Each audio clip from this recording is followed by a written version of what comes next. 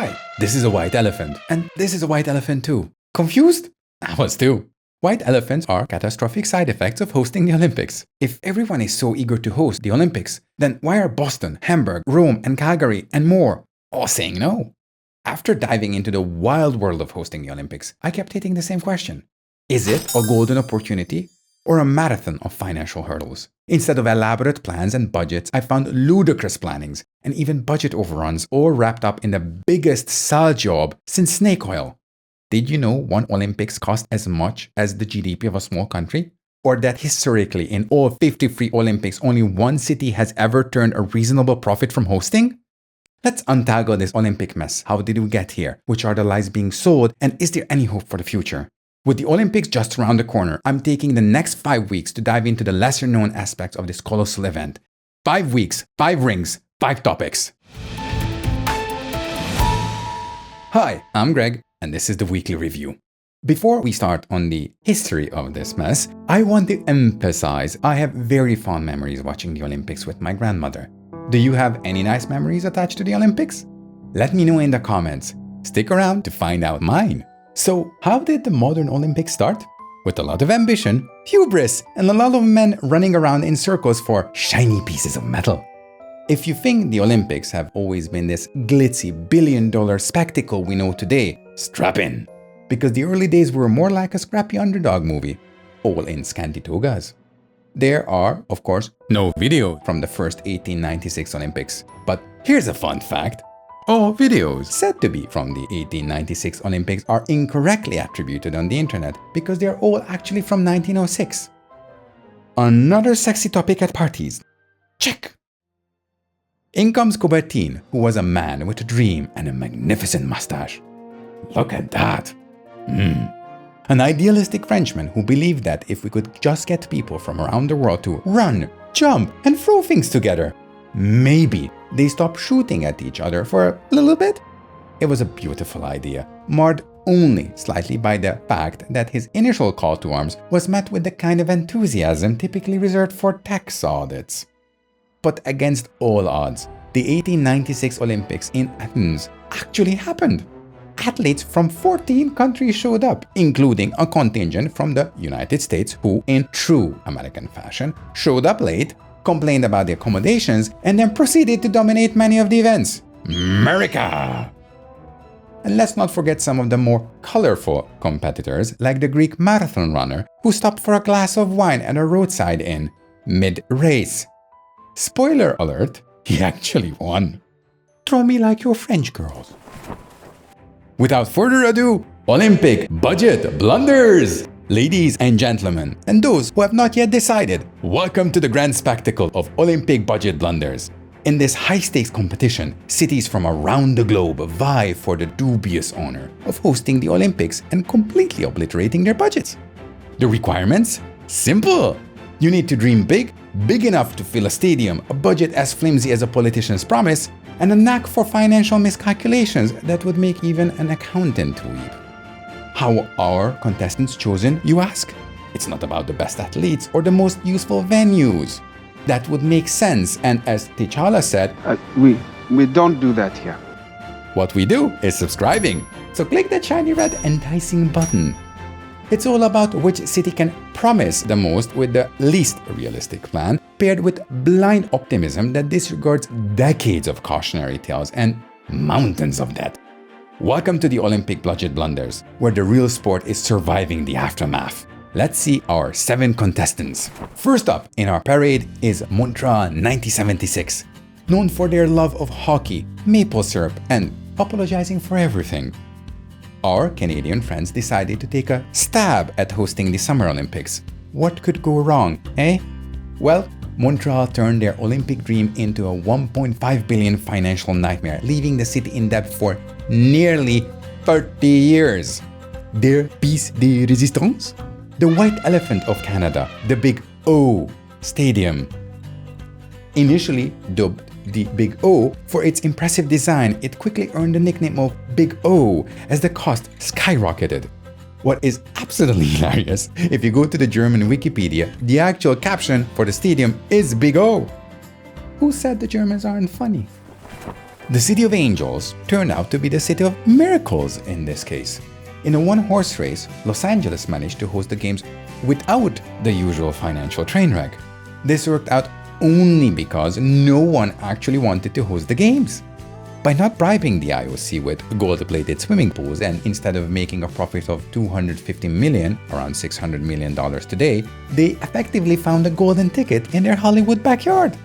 This miracle led to other countries like China, Russia, and Brazil to jump on the bandwagon, hoping to replicate the success. How did that go?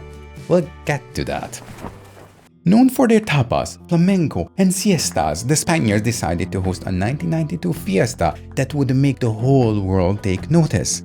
And notice we did. Mainly because of the jaw-dropping $11.4 billion price tag, a stunning 400% budget blowout.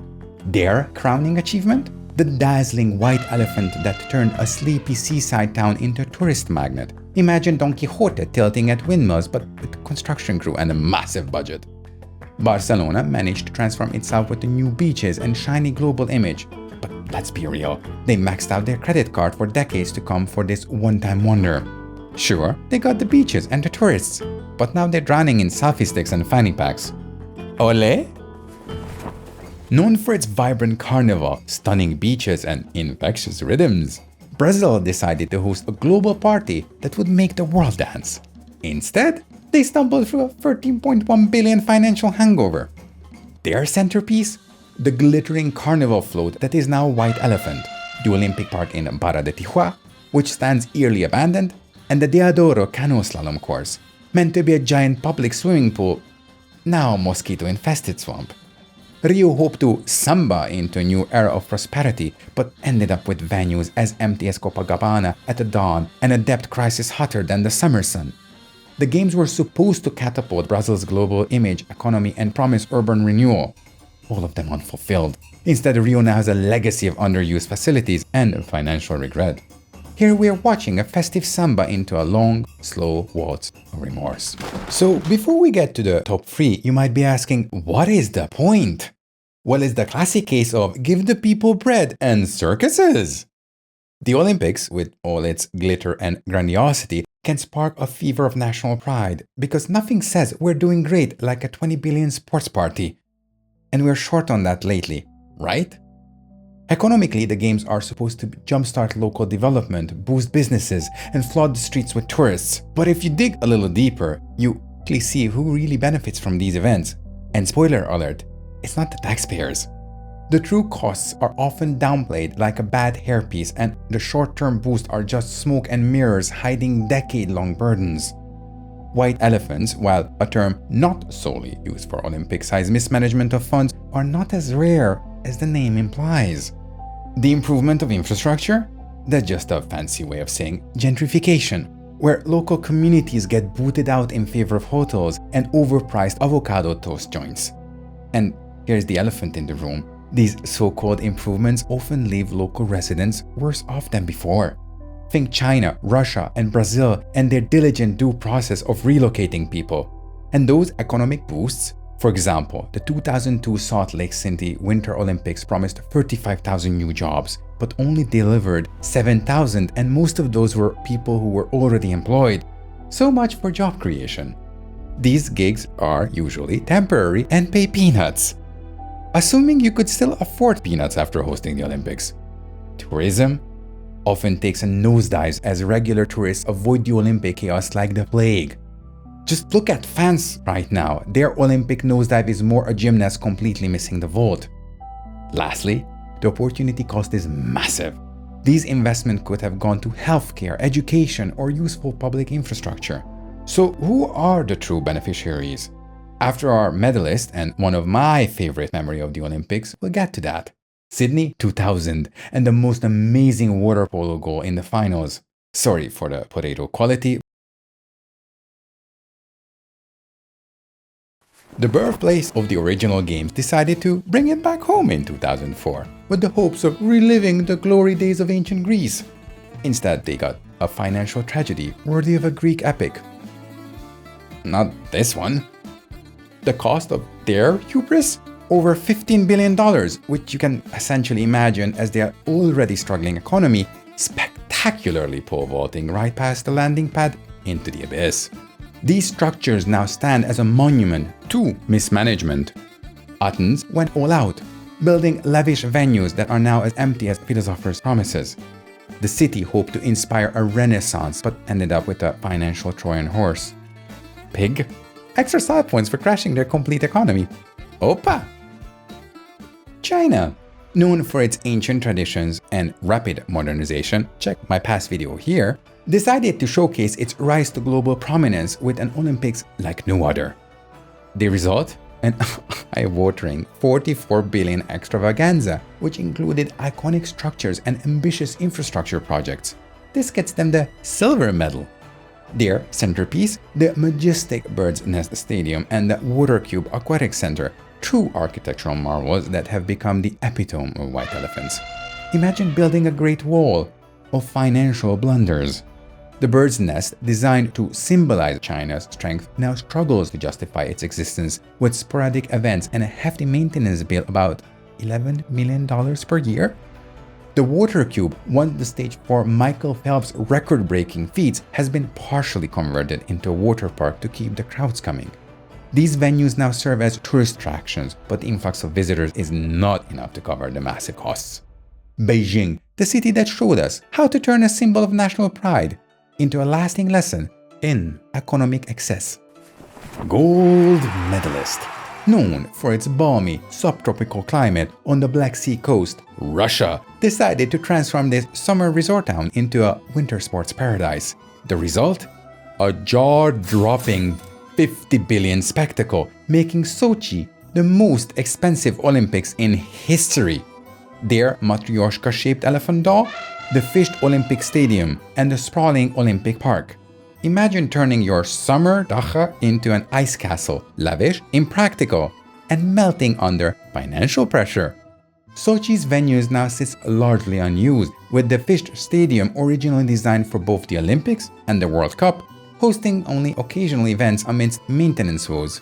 Sochi has taught us how to turn a summer retreat into a winter wonderland of regret. With this relentless history of economic sinkholes, cities are now dropping their Olympic bids faster than you can say budget overrun. Hosting the Olympics has gone from a coveted honor to a dreaded curse. It's less bring home the gold and more bring home the financial ruin. What's the current situation in France?